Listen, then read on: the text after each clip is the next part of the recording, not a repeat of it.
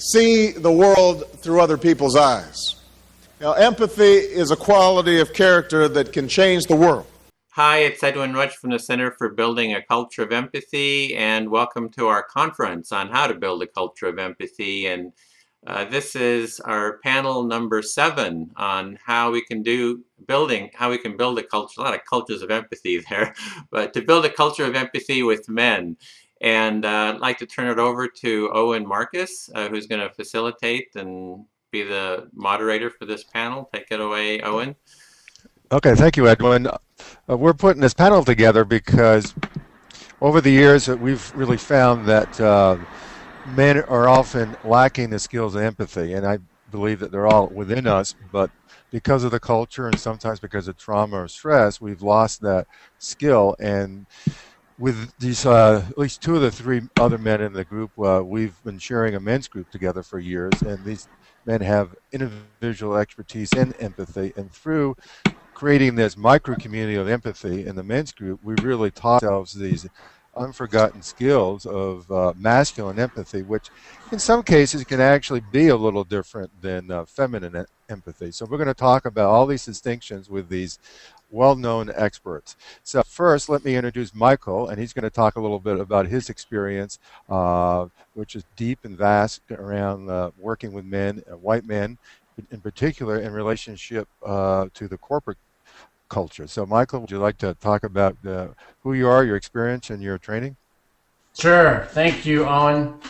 It's been 7 years now that we've been in the men's group together, so my experience there has been profound. And as you mentioned, I did about 15 years ago also started a organization called White Men as Full Diversity Partners, because a lot of the learning that we find for diversity for white men has often come from women and people of color, and it's a burden for them to educate us solely. So we were like looking at how do we create environments where men and white men engage other white men around topics of race, gender, sexual orientation.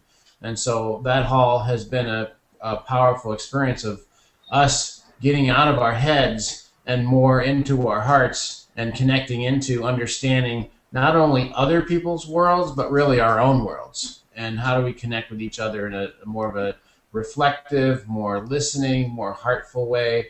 And I've worked with guys typically for 3.5 days over a course, about 20 guys. And I've done about 80 of those different caucus labs over the last 15 years, about 900 guys.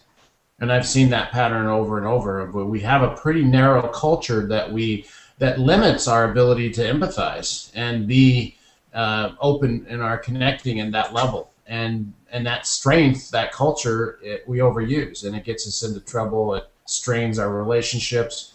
And so I love to watch guys over the time period learn to give themselves permission to be more empathetic. Thank you, Michael. David, would you like to introduce yourself and what brings you into this panel and your passion about empathy in men? Sure. For many years, I was city director of Insight Seminars in Boulder, Colorado, where we had a training called the Opening Heart Seminar, Insight 1 through 3. And people wound up giving or gifting the seminar to other people to help them to have empathy and feel into sort of their dreams, what they would want to do in their best relationship, their best career, how they are with their family. And I also work with work with Ashoka now, which has a whole empathy initiative and competitions around finding the best empathy initiatives. I've been a clown, a storyteller, a Waldorf teacher, a harpist, a belly dancer, and I really like empathizing with everything from small children to seniors. And that's it. Thank you, David. And Edwin, can you speak to empathy? I mean, you're the empathy expert, but particularly around your interest in empathy for men. Yeah, I've been working on the topic of empathy for several years now, having founded the Center for Empathy. And on our Facebook page, there's probably about 70% of the participants are women. And I really feel if we're wanting to transform society, we're going to have to get the men involved in this movement. So I'm really excited about this topic here, and just looking at how we can talk with men about the role of empathy in their lives and in their relationship and in society in general. Great, thank you. So my first question to all of you, and I'll just give it to Michael to start with, is what is missing for men? What one or a couple of ingredients or skills that you see that men are missing that causes them to sort of be behind that empathy curve? Michael, do you want to answer that?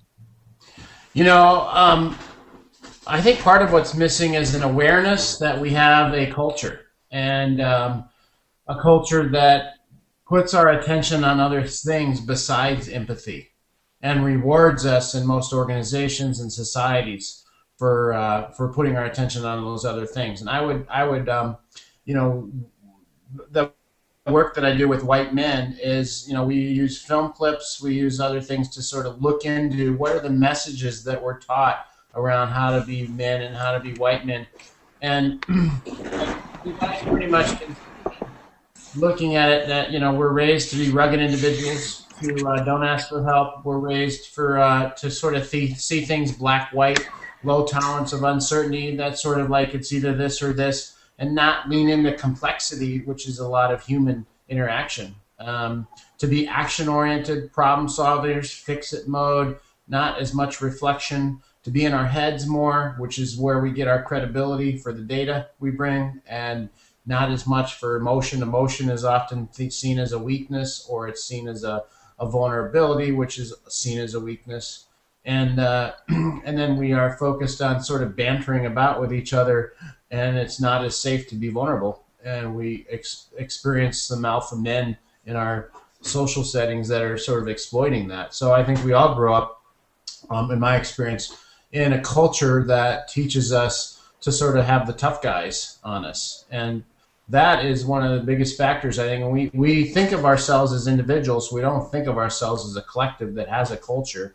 And the culture actually does a lot of great things in organizations. It builds a lot of success, action, tenacity, and I think of it as a strength overused becomes a weakness. So if I am always in my head and disconnected from my heart more, people that I lead aren't going to resonate who need that more heart resolution.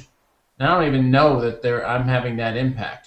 So the culture is one of the things, awareness of my culture and how I can overuse it, and it gets me limited. You know, I've looked at research on thousands of 360 instruments for corporate executives, and one of the biggest correlations of success is emotional intelligence, EQ, and yet most organizations primarily reward based on intelligence and technical skills.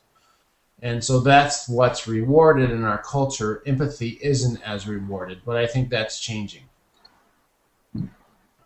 Thank you, Michael. And David, did you want to speak to your distinction? For me, what's missing is a sense of time, spaciousness with other men, where what we have in our men's group is 4 hours every week of slow time, space, where we can really be present with one another, listen to one another, pay attention to our feelings in order to have empathy. Requires being with other men who are willing to do the same, so that we can slow down enough to feel where they are, our feelings are in our body, to pay attention to what those feelings are calling us to do, to start to develop a sense of brotherhood with other men, to feel blessed by older men who have been through different life experiences, who then look at us and say, through their body language, through their smiles, or sort of their full attention, that you being here, I have time for you. You being here is enough. That however you show up is going to be accepted, and it's going to be safe. And that safe space is a place that very few men have, actually, where they can speak without being interrupted. They can speak and have whatever experience they have be honored, be respected, and have other men practice empathy with them, and actually take each other deeper. in our feelings. So where do you feel that in your body? Where people who ask the questions in the old Parsifal story, it's over 500 years old, is the question that Parsifal was asked the Fisher King was, what ails thee? And the very question itself would heal the king. And the Grail itself couldn't do that. So it's something that only, and the Grail is represented in the feminine. So only a masculine presence, in my eye, for men can give them practice in the empathy they need. Oh, great. Thank you, Michael. And Edwin. Mike David, excuse me.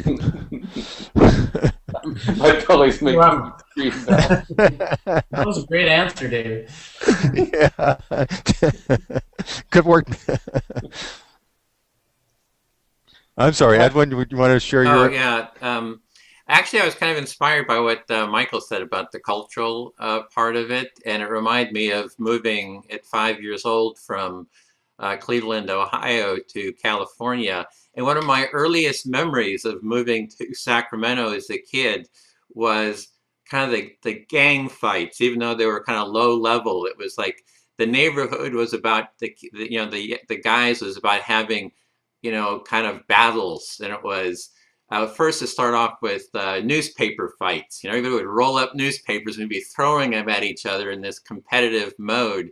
And then it kind of like graduated later with rubber band gun fights, and then later into, dirt clods, and we'd be running over through the neighborhoods and the back fences, and it was all about strategy, and it was kind of like preparing for, the Iraq War or Afghanistan, really, because it was all that training, that thinking in those terms and that competitive strategy, and it was a lot of fun, really. I had a great time doing it, but we didn't have, what David was talking about, that time to nurture those and learn those skills of connection and empathy.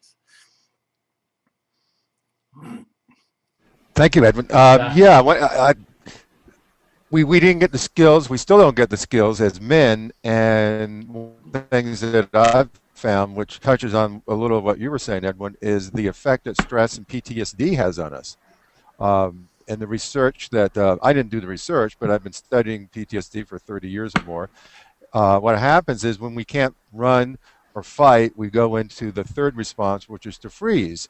And so consequently, from little things or from big things, and we're seeing today from these men and women coming back from these wars, they come back with PTSD, which is that frozen response where overtly they seem normal, but physiologically or internally, they're still stuck in that survival response. And what happens so often with men is that we're frozen, and I think the culture freezes us, and I also think the stress and the trauma that we endure, which will tend to be more for men than women, particularly traditionally, causes us to freeze, and there's no real frame or discussion around that. So a lot of framing done for men around empathy ends up being a pathology. So men aren't emotional, and it's a pathological problem, and they need psychotherapy to fix it, or maybe drugs. And you all are talking about the cultural aspect, which is huge, and David mentioned about the body, which gets into the physiology part, which really speaks to the trauma part. So I think that's the other aspect that needs to be addressed if we're really going to deepen empathy for men, is that we need to first have that context, tell men that they're not bad and not broken, and empathy is a latent skill that was either never modeled, allowed, or certainly taught for most boys or men.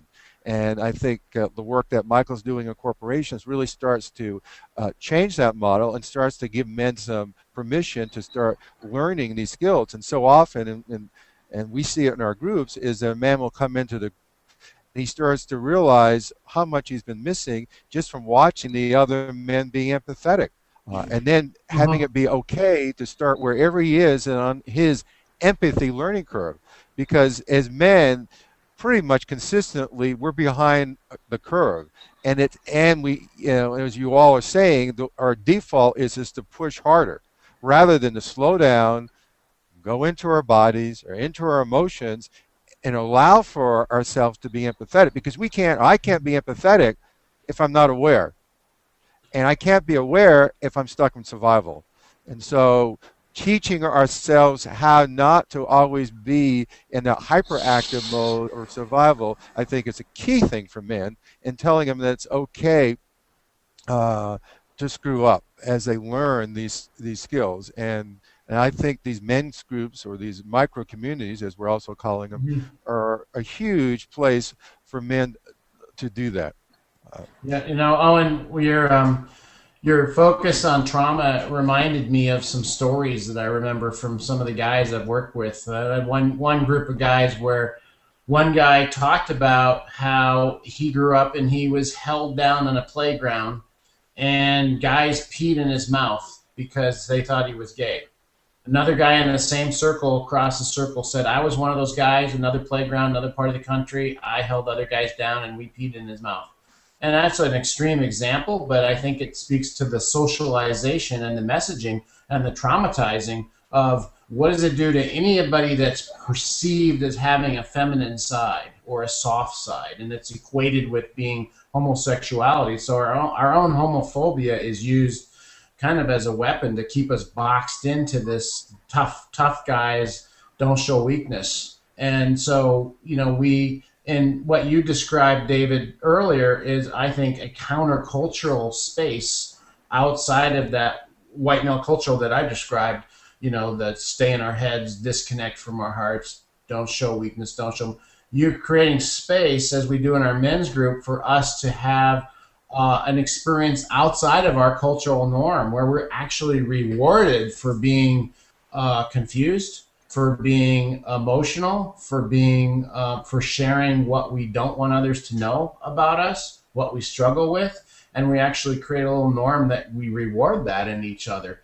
And so there's a new space opening up for that. And then I think from that safe space in the micro community that you're talking about, Owen, we learn that, well, gosh, I can bring this out in the mainstream culture too. If I bring more of this into the other cultural norms that I live in, it's like, I think for us, it's learning like, gosh, I don't want to overuse the normal culture such that I get stuck here and trapped. I want to create the same space where I can show vulnerability, I can show emotion and empathize. And that's actually, what guys discover in the workplace is, gosh, that really helps the business, and wow, it really helps key relationships. And as a leader, I'm more credible. And then they go home and they find, I really like that kind of deeper connection with my kids. And I also like it with my spouse. My spouse likes it a lot more too. So it's rotating. I'm going to jump in here now to honor what Owen's saying as well about the PTSD. I was basically raped at 16, and the Green Beret who raped me threatened to let her bomb my family. And it was that fear and that frozenness that put me on a pathway of what's it going to take to heal that, from going to massage school to trying all kinds of different seminars and workshops. But basically, I wasn't willing to surrender or give up the most precious part of my heart and soul, no matter what happened to me. And I was going to find a way to get whatever healing I needed. And I will just mention, Owen mentioned something about drug therapy. It was never through drugs. It was all through mostly touch for me.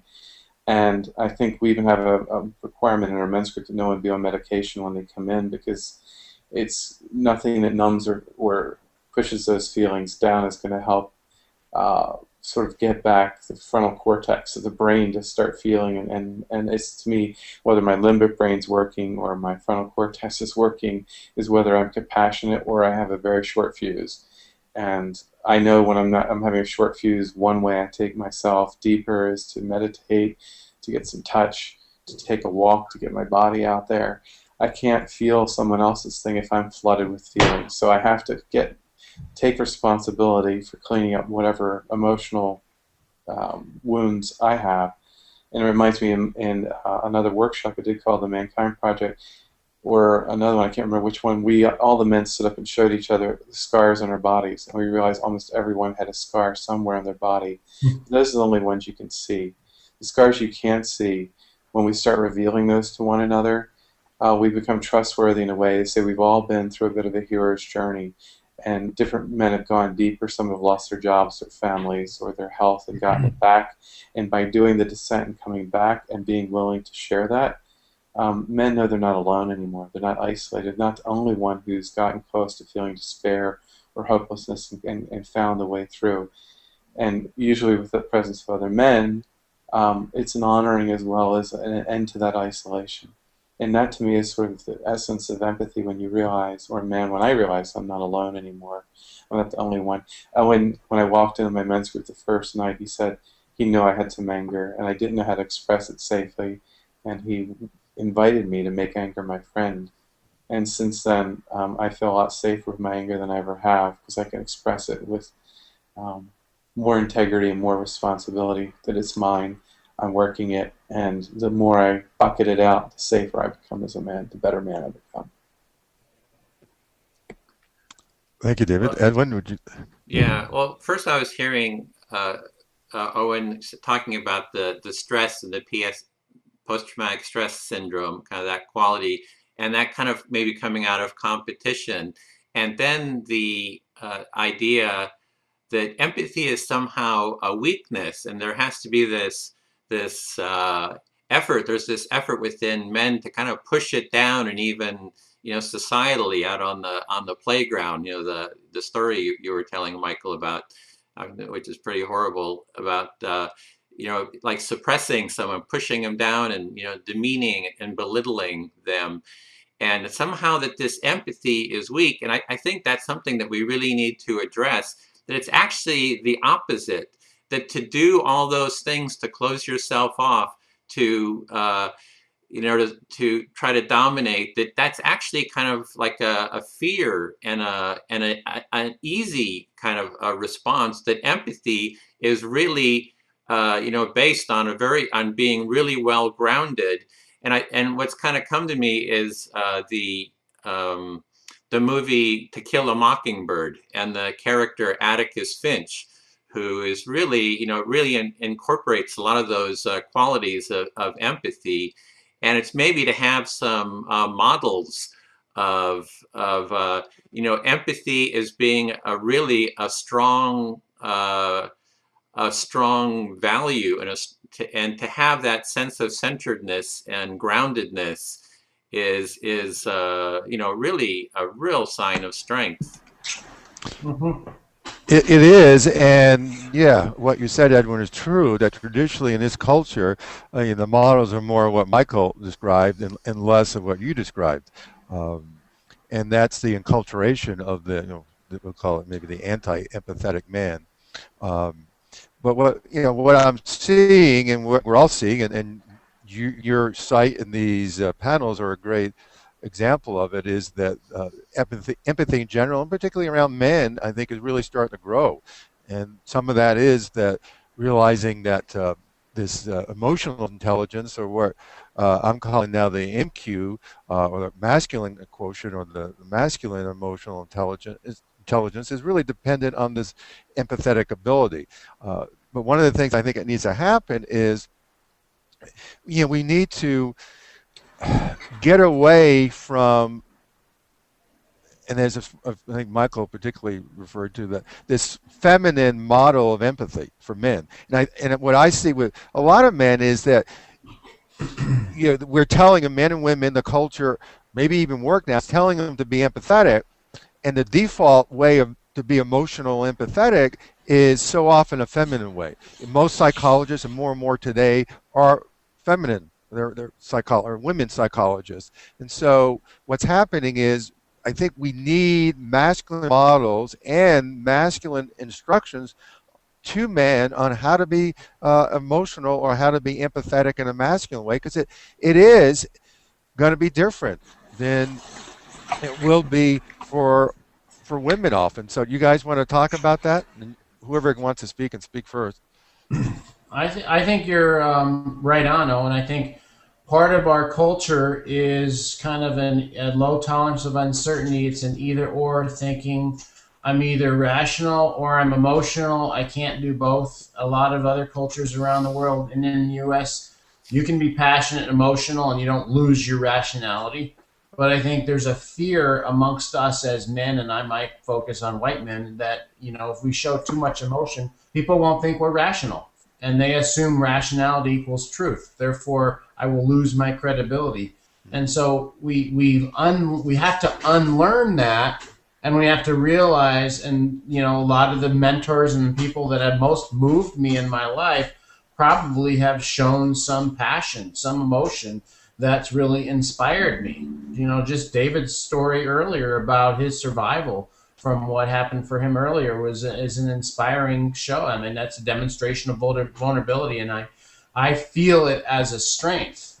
So I think the masculine style of femininity, if you would, is to be soft and vulnerable, and to not lose that ruggedness in us, not lose that tenacity, and just to have that ability to go and I love that toughness in me. I love that directness and that willingness to challenge. And so that's one thing you're used to as men, as playing competitive games with each other. We can push each other and challenge each other, and it's not a threat to the relationship.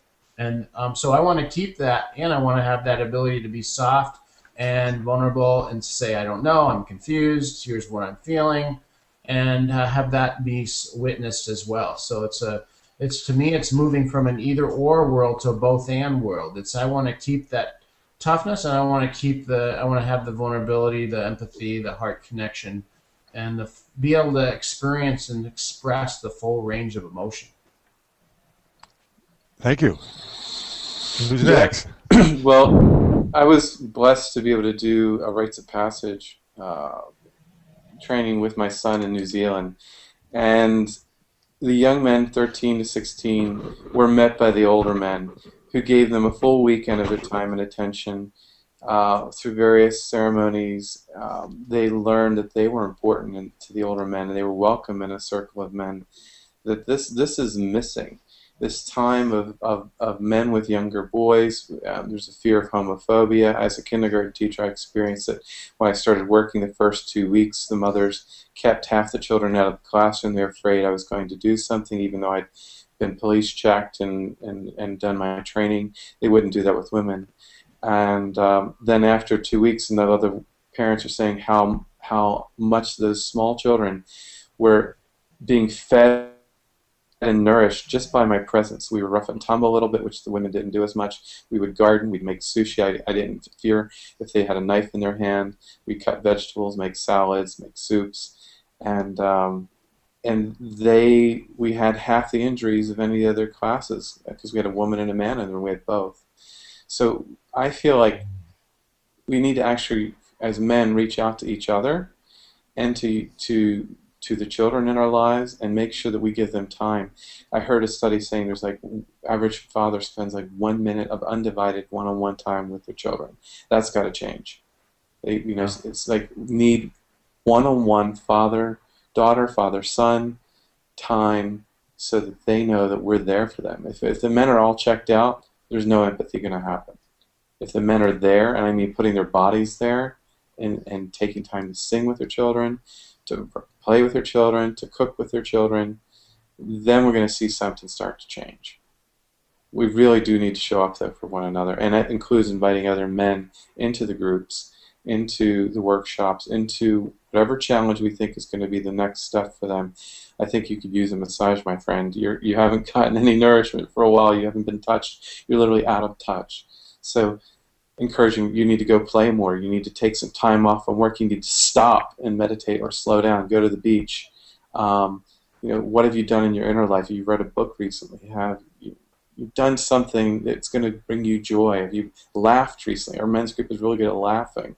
When we laugh one another, we have sort of the highest degree of empathy I can imagine, as well as crying with one another. We have a full range. Or getting angry with one another and saying, I love you. And this is, as Owen likes to say, this is hot anger when I care about you. I care passionately about you, versus cold anger where I don't give a damn, I'm cutting off, and fuck you.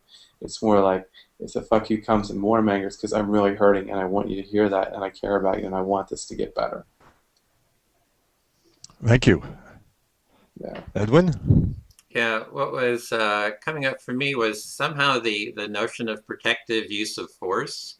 That sometimes I think with men, it's like, I don't want to be dominated. I don't want to be, beat up. So I got to be tough so I can kind of be forceful to protect myself. And there's a notion of protective use of force in the sense that you only use force kind of as a very last resort and only to stop some form of harm happening and not as judgment or retribution. And what we did in the Occupy movement here in Berkeley is we set up what we called the empathy tent. And it was a tent that was a space for participants that, here in here in downtown Berkeley to come and have empathic listening, because there's a lot of people with drugs and all kinds of social problems, people living on the streets, so that they could come and be heard and have a space just to be heard. We had circle process where people could come and kind of talk to each other, and conflict resolution, and all these steps, all these skills and steps that happen that can be used, before there's some kind of a real conflict. And actually there was a knife fight there. There was one guy had the knife. I mean, the biggest, Bowie knife I'd ever seen in my life. And the other guy had a big metal pipe, and they were swinging at each other. And the guy was, I thought for sure someone was, going to get killed in this encounter. And I happened to have had just a little container of cookies. I put a little sign on it that said empathy cookies, and I've been kind of going around to people there to invite them to the tent, saying, "Oh, it's like an empathy cookie." And I happened to have that. So I walked up to the guy that had the knife, and he was kind of facing the other direction. And I said, excuse me. And he kind of like turned, and he had the knife. I said, "Would you like an empathy cookie?" And it was he kind of just glared at me, and I thought, I was kind of like toast. And it didn't really work. It was like the empathy wasn't quite working in that point. And then somebody else who was nearby said, "Oh, I'll have one of those." And he came and took one. So I guess had a little effect. Then the other guy went back to try to kill the other guy, and actually did stab him. I mean, right, slashed him across the arm, and eventually the police came. So anyway, this is just what I'm trying to just say is that there is, this violence and force in society, and we need all these tools to kind of like head it off beforehand, but still to have the strength and this, to meet like a situation like that. I was really glad the police, came and kind of stopped that. So I guess that's just what was kind of coming to mind, is that something about this masculinity and the willingness to use kind of force, but in a very measured way. And I've even heard the military is moving to that kind of state, that thinking, because of it helps to keep from getting all that stress and the post-traumatic stress syndrome. I want to speak to what you just said, Edwin. There's a piece of me that's been my whole life challenged with reacting either from fear. I have a lot of floods of emotion, from sadness to fear to anger to joy. I mean, I have the full spectrum running through my nervous system pretty powerfully. And how do I stay in my center? And I think a part of of being a man with empathy is feeling one's feelings and being responsible for one's response. So when you talk about that, that's a man who's out of control, versus if some man is able to, for example, hear criticism or complaints or things like that and keep centered in his loving, or if he gets out, find his way back quickly. And in NVC, which is a beautiful work done by a man named Marshall Rosenberg, it's transforming language of jackal, which is language of criticism, contempt, or judgment, into feelings and needs. So to know what someone's feeling and to start to translate, okay, so you're feeling really scared, you got a pipe, you've got a knife, I'm feeling really scared right now. I would like us all to take a breath and maybe have a cookie. So not that we know exactly what, if anything, would have worked in that situation, but the empathy, I'll just tell my own story. I had a neighbor who was blaring music really loud, really aggressive, rough kind of guy. And I was like, whenever his door knocked, not we turn on music. He's, no, fuck you, get away. I mean, you guys got loud noise. Okay, you're upset because I have really loud music sometimes. Yeah. And he said, and you don't listen to it. And he was going on and making complaints. I kept mirroring it back to him and said, you're really upset about that. You wish I would do something different. It's important to me that we're close as neighbors. I'm going to live next to you for years. Tell me what I can do different. He says, actually, it's okay. My wife just left me. I'm hurting really bad. He closed his door, went inside, and said, look, you need a massage. Come on over and I'll give you one. And I treated him like a brother, even though he was scary. And he wanted to give me friendship in return. So I think sometimes it's being courageous and giving people empathy sometimes who are a little bit scary, like you did. And sometimes it works and sometimes it doesn't. Yeah, I think. Yeah. Go ahead, Michael. David, that's a great example of a different kind of listening. And I think our culture, fix it, problem solving, time is linear, we got to move. In most places, guys are in a listening to agree or disagree or listening to fix something.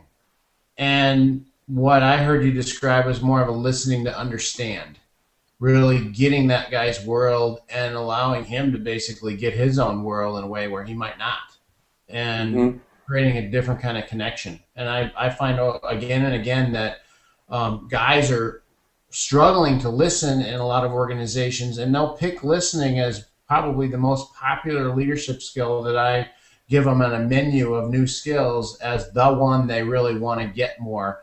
And yet they're driven by a culture that says, I have value by doing and acting, so I got to listen to have an argument here and find some agreement or disagreement, or I got to listen to fix this. And, I asked guys, how many of you have heard by your spouses or significant others in the last week that they don't want you to fix this, they just want you to listen, and 3/4 of them raised their hands. And and so to go back upstream from my behavior and say, what's my intent?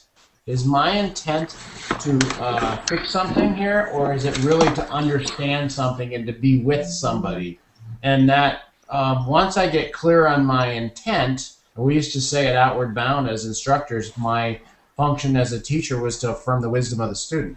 And so that always helped me say, what's all the knowledge we need to do this course safely is already in the student's brains and minds, and we just need to pull it out of them. So as opposed to, I get to be the expert, or others, I need to sort of fix this, just really like emphasizing as a connection is a stepping outside of our cultural norm, and yet we find that it pays in the long run. We pay now in more time to listen, but if you don't pay now, you're going to pay later, because people you're going to generate compliance in organizations and not commitment.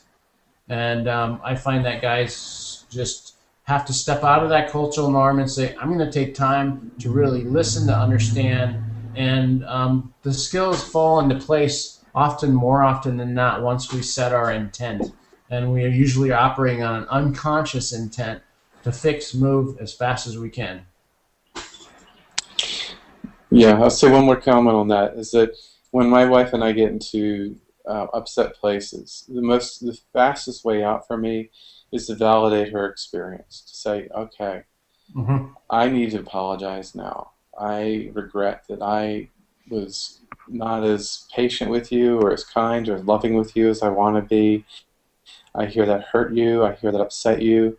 Whatever I did, I wish I could do better, and I'll try to do better, and I'm going to step up and validate whatever I did and whatever feeling she has, that she's not feeling crazy, that I'm not getting it. Because when I get it, a lot of the fight just drops away, the argument drops away, because I've let her know that I've impacted her life, and we're very connected. that anything I do, and she's been doing with me, and we've been getting back into loving much faster now than we ever have before. Mm-hmm. Yeah, that's really powerful, and David, and what you were setting David up for, Michael, that's true. And I've had a similar kinds of experience, and in those situations with women, even though I know that I need to give up being right, certainly need to give up trying to fix the situation, and give up that model that because I care about this woman or love this woman and she's in pain or something's wrong, that I need to show my love by doing or fixing or containing, or in the sense of like having her not be so emotional or hysterical, rather than what David was talking about, really, listening and holding a space and inviting her in to have more experience, and at the same time not going into reaction. And because we've talked about this in our group around women, and so we've all had this experience where women are really testing us, and the way that they test us, I think, best is with their emotions. And I think one of the at least unconscious things that they're doing when they're doing that, when they're testing me with their what seems in my conscious masculine brain to be irrational emotional expression, is really, is it safe? Are they safe to be emotional? And if they are safe to be emotional, they're going to relax. And so it's as if they get, once it's safe, they get a little more emotional for a while. And and I might be scared that, I'm losing control, they're losing control, what's going to happen? And then more often than not, sort of magically, they just, as you said, David, they just start to relax, which is beautiful. And sometimes they literally said, I've never had a man do that for me, because as you were saying, Michael, they always, their experiences, they're being shut up. Now, I understand that the man is trying to help them, as a man is trained to help, to analyze, to fix, to do that linear thing, but the woman's having this experience that they're being made wrong, they're being told to shut up, they're being told that just contain it, we got important things to do, we got to move on, there's no time for this, and she has this experience really because in many ways unconsciously he's having that same experience, and he's having that same experience because her upset, her emotionality is mirroring or activating within him some aspect of his emotions that want to be expressed, and it's traditionally scarier for men to just let go, because of a lot of what you said, Michael, about the enculturation of it, and the other part of it that we often find and we've seen in our groups is this belief: if I let go, the dam's going to break. All this is going to come out, and then it's going to take out not only me, my life. It's going to take out my family, my work. I can't control it. All hell's going to break loose if I let go. And because I think in part because often when we see men sort of let go or lose it, it's your example, Edwin, of some guy that is truly in what I would say a PTSD moment. But there's this other kind of letting go, which is more an embodied letting go, where that man is connected to his emotion. And we've seen it in our group where some guy might be very emotional, but for whatever reason we might say, okay, stop now, or this or that, and he's able to stop because he often, to his own surprise, he's connected to his emotion. And it's developing that skill where we're not in this unconscious reaction, but we're actually having an experience that we can witness in the sense of a mindfulness perspective and participate in, and also in the sense of a body perspective, really feel in our body. So every time we have one of those experiences, what we're doing is releasing a little more of our stress, a little more of that PTSD, and we're a little more available, a little more able to relax in that next situation, and less likely to go into reaction. So what I'm interested to hear from you all is your input, your experience, your knowledge around empathy in women and building a deep relationship from the masculine empathetic place. So whoever wants to speak. Well, I know that as you're talking on, I was thinking about my own life and my own relationships. and I think that I've had times where I've learned what doesn't work, and to hold back that dam in me, to hold back those emotions, and like David, particularly less comfortable with anger, and not just letting it fly and letting that expression. And I think when I hold that back in a relationship, it doesn't feel safe for the woman either, and she may actually be running more anger for me. And yeah, and so I find, there was a part of me historically would just kind of try to be a nice guy and give her space if she was feeling emotion. And I think that didn't serve our relationship. And so for me to be willing to lose it and get into my emotion, and I found that to be a much more powerful place, much more. And I didn't know where it was going to go in the moment, but I could trust the process long term, that that's what needed to happen. And I'm learning and continuing to play that and taste and get a taste for that. It feels much more congruent with who I am, because I feel like I'm honoring myself rather than, I think, you said, what does empathy look like in a masculine sense? And I think in a non-masculine sense, I used to do it in a way which was, I would stuff what I was doing and just be a nice guy and give lots of space for her to express what's going on for her. And I would be so empathetic, I would actually lose connection with what was going on for me. And so I think a masculine style of empathy that I'm continuing to practice and learn is to understand another's world, but be connected to my own experience and be willing to express my feelings, my wants, my desires, and my experience.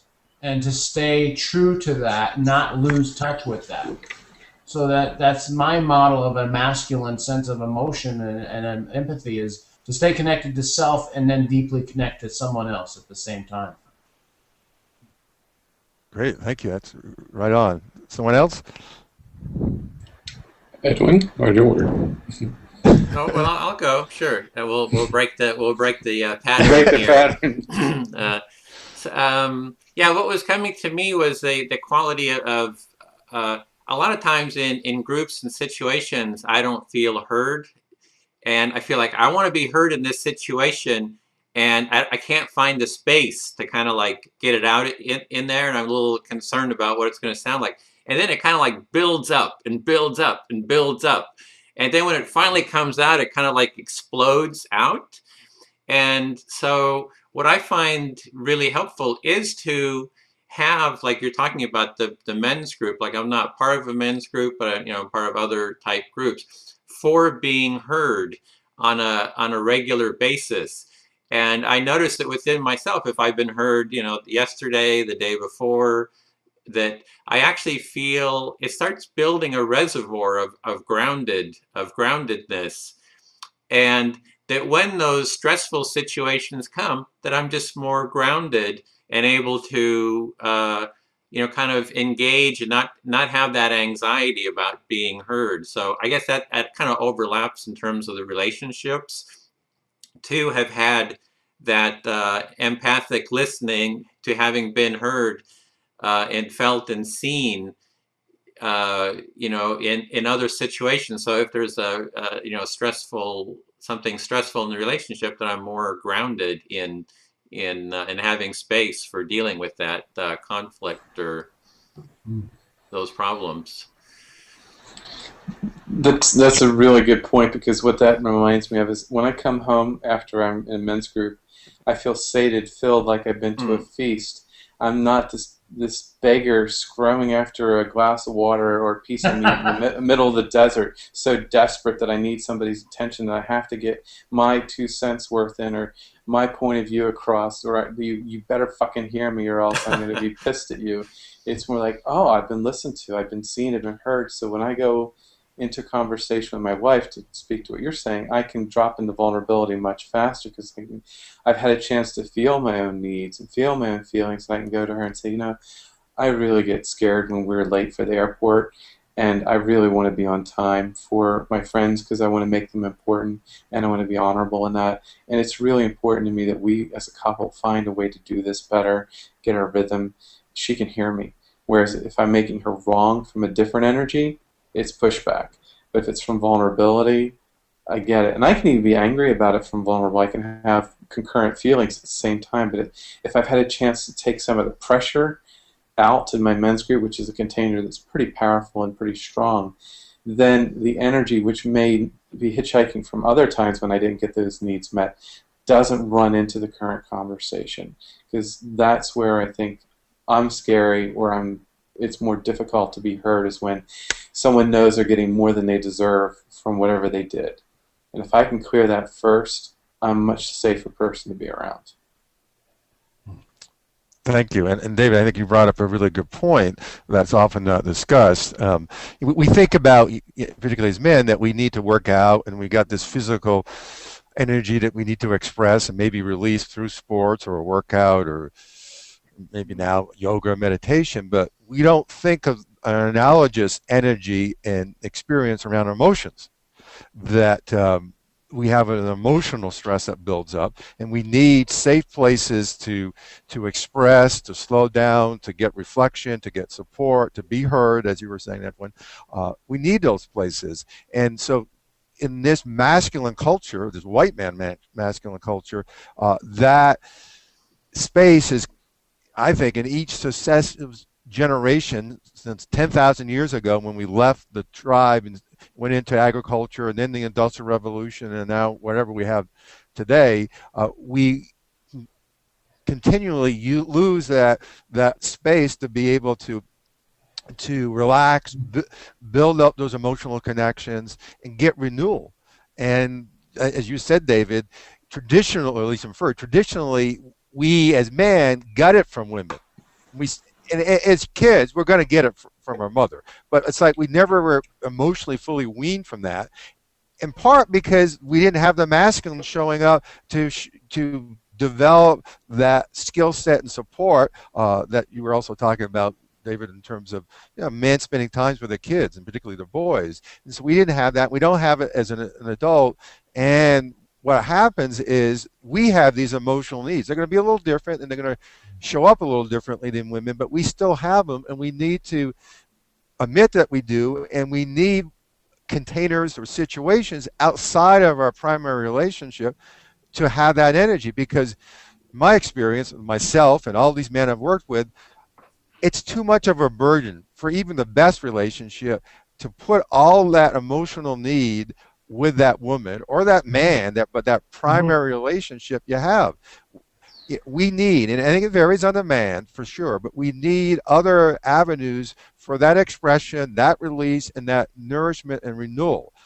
So I'd like to have you guys sort of get into that or talk about that significance for you, or any thoughts or distinctions you might have around that. I'm going to break the pattern again and jump ahead of Michael here. Great. So my wife is about to be on her moon. She just started her moon time. I slept in another room from her last night, so we have an energetic space. But I'll also say, when I wanted to get away, one of the best things I needed, and I didn't even know how much I needed, was to come up and cut firewood with you, Owen. I wanted a sense of brotherhood. I wanted a sense of a hunger, because I don't have any brothers, real brothers. Time with other men, and if I don't get that, or if Millie doesn't, and I feel it now that I'm in Hawaii when I don't, because there's only men's group once every other week, the difference when I had it every week is huge. And it's this almost invisible need of playtime, fun time, laughing with you guys, listening to you guys. If I don't get that, I'm not as patient as I could be. And my wife, if she doesn't have her women friends around her, she's not as, she knows, she's very in tune with, she needs a red tent, she needs somewhere to go to be with other women. And I'm sorry, we do need our polarities, and that's been lost pretty much. I wish there was a male, like, blue tent, if there's a women's red tent. We went when they're having their moon time, because every guy knows if you don't if you don't take the space naturally, they're going to try to create it through giving you clues called upset, anger, emotionality. And unless they don't have hormones, and they don't, some women have different types, then it's not prejudicing as women. It's just, there's a biological, and I think a wisdom in their bodies that says, I should be with women. And men, if they get it and listen, they would say, oh, I need it too. And the best thing for men sometimes is get around other men when women are needing their time. Mm-hmm. In cultures where they do that, the men have a great time. I mean, the African cultures. Oh man, they look so much closer than we do. In Italy, I don't know that they have it, but Italy, the men are so much more affectionate. It's a whole other topic. But just the ability to say I love you, by the way, side note, that's something I was able to do with this men's group that I hadn't really done with men before and feel safe doing. And I'm now comfortable doing. Thank you. Who's next? Go ahead, Edwin. Well, I'm still sitting with something that Michael had said previously about that it's not about self-sacrifice. You know, that you have to have your feelings and what's going on for you felt and seen. So it's really about seeing the humanity of everyone and holding everyone's humanity. And so this whole notion of, well, I have to sacrifice myself, you know, for someone else. That's not really what empathy is. Empathy, at least for me, is seeing everyone's humanity and what's important for everyone, including myself. So that quality of being seen, there's something about it that seems like something that we all need. So having that from a lot of different directions, you know, having it not just seeing yourself reflected from a lot of different people. I mean, I know for myself that from each person, I kind of see a different part. I feel something else, and it enriches me. But for me, it's that one notion of not self-sacrifice, but seeing, you know, making sure to see my own humanity and values and feelings and needs and wants and desires, and having those seen by others. Yes. Michael. Yeah, I think of, you know, it's part of the essence of for me growing is to have people around me in my life that offer a healthy balance of support and challenge. And that's part of what I want to offer myself too. It's like I need to have that empathy for myself. And I grew up with 5 older sisters, so I didn't have I had boys and men around me, but it wasn't near the level of intensity that some guys grow up with right there in their family. And, you know, I had summer camps and different places where I got some essence of that. And over the years it grew. And then, you know, when I joined our men's group, Owen, when you asked me to join 7 years ago, it was like I had excitement and fear. I had a sense of terror, you know, it's like, will I belong? Will I be accepted? Will I be part of am I a man that belongs to a group of men? And it's been an exciting journey in that realm in terms of, yeah, I don't think it's sustainable for us to rely as one primary relationship, whether it's with a woman or men, as our emotional buoy, but really to have really strong connections with other men. And I was spending time yesterday with a woman friend that has experienced our sweat lodges, and she was just awestruck at the degree of close-knittedness amongst us, just feeling, I mean, she expressed what I could feel was a sense of safety, a sense of relief, a sense of inspiration, and a sense of hope, and just feeling the fabric of our intensity together. And so I think us banding together as men is really hopeful for women, but it's also hopeful for me as a man too. It's like, yeah, we can bond, and in our connections, we can choose to be bantering and competitive at the expense of each other and hide vulnerability, or we can just as easily create the connections that I've experienced with different guys in different groups and places of, yeah, supporting me being fully human, supporting me being fully in my time and space, and, you know, feeling like we've got each other's back, and we're willing to say I love you, and we're willing to challenge the heck out of each other, and to each become the best we can be. It's a wonderful fabric that I'm privileged to have in my life. Great. Well, you guys are blowing me away. I'm sorry. Go ahead, Edwin. Oh, I just wanted to mention that I'm hearing somebody hit the key periodically. It is getting recorded, so I don't know where that sounded like click. I don't know if that's. I'm sorry. I'm sorry, guys. I'm trying to move some around so I can see you better on the screen. So I'm moving screens so I can see you better. But I'm sorry. So I have a question that I toy with, which is this paradigm of truth leads to power. And so we keep exploring and deepening, and we just did a couple of days ago in our men's group, um, being emotionally honest, and what that is for a man. What it is, in terms of what's that edge, and as an idea, what is it for a man to be emotionally honest, and speaking his truth and bring his truth forth, so that he's truly powerful, and that it deepens relationships, it deepens that space of that, maybe multiple relationships, and has people feel safer. So I'm interested in having you fellows talk about your experience around truth, and power, and revealing your emotionality in those kinds of situations. Well, Whoever wants to speak. yeah, I'll start. That's kind of like a tough one. I have different notions about the truth part, and sometimes I hear, in the media and so forth, it's about truth, and a lot of it is just really about different forms of judgment. It's like here's my judgment of you, and then they spend you spend the whole book kind of like defending those judgments.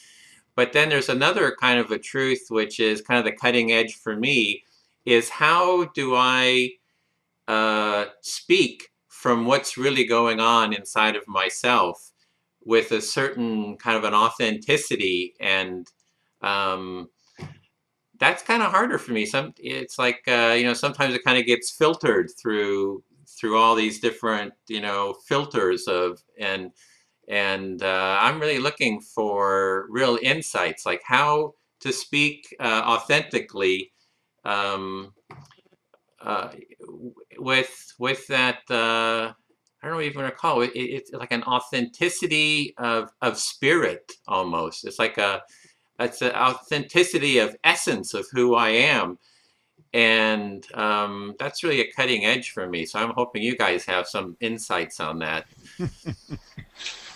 Well, there's an old thing around the Buddhist thing about, can I be kind in my conversation? Can I be kind in what I'm saying? Even when you're presenting things like you get a booger hanging from your nose, it's like that's true.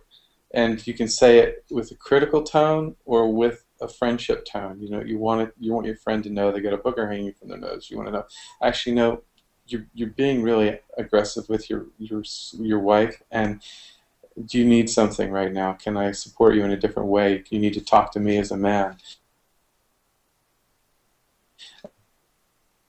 I mean, there's ways of sensing into the energy and feeling into, even if you get it wrong, what's going on, and testing it out. Like, are you really upset because this happened? Are you feeling sad right now? What's happening for you? And letting people decompress with someone sometimes other than the person they're upset with, and then they might get clear on where they are, and then go to the person they're upset with and come with a much cleaner energy. It's like, yeah, I'm really upset when you didn't show up for me the way I expected you to. You said you were going to be here, and I wanted you to be here. It's important. I care about you. It's a different kind of anger with a little vulnerability added in, I'd say. Thank you, Michael. Yeah, I think truth and power are really aligned with each other. I need to, I'm not going to access my power unless I'm connected to my own truth. And some of that's bodily truth. What's real in my body? What am I really feeling? And some of it's heartful. Some of it is intellectual. But it's like, I think for me, partly what do I have to unlearn that I've learned in order to speak my truth more freely and access that power? I think I went through process of realizing, gosh, I always am wanting to be liked. I always want other people's approval. And yet that gets in my way of just being more free and giving myself space if I need to speak my truth for myself and affirm and approve of myself or whatever, and not need other people to approve of what I say. Otherwise, I'm always going to be putting my finger up and checking the wind and seeing, what direction the wind's blowing. So I think, breaking up that collusion in myself has been part of my journey. I also think, we talk about in some of our workshops, this concept of truth before peace and peace before truth. And actually, in a lot of Anglo culture, it's often peace before truth. In other cultures, sometimes which aren't afraid of conflict and see it as a sign of truthfulness. In some studies of urban Black culture, Thomas Kochman's work, emotion signifies truth. In Anglo culture, traditionally, rationality signifies truth. And I think, for example, your experience the other night of speaking your truth, Owen, and rocking the boat in our group, I think was an example of truth before peace, of speaking your truth at the expense of rocking the boat and being willing to not be attached to what other people think or how they react. And there's a deeper sense of peace that comes from that than the peace that comes before truth. And I think that's exciting. It's like, and how do we speak our truth without a sense of blame or a sense of judgment? We just really own it as our perspective and giving space, owning it as our perspective, and knowing that, and setting up what my intent is to speak my truth are always, I think, to access my own power and have the most likelihood that others are going to be able to experience it in a way where they start accessing their power. Yeah, thank you. We do have kind of a time limit coming up here, so we might want to wrap it up. Okay.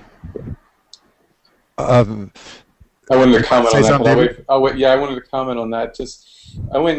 The group, in particular, your modeling of this has been very much appreciated. It's the encouragement to put everything at risk.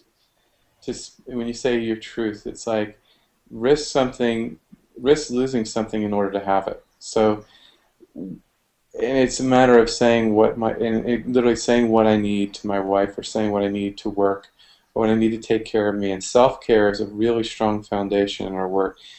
And it's being in integrity. Like, I really need to meditate now. I can't talk to you. I need to do work, or I need to do this, or I need to do that. Or I really want to go on a date night with you. When can we schedule it?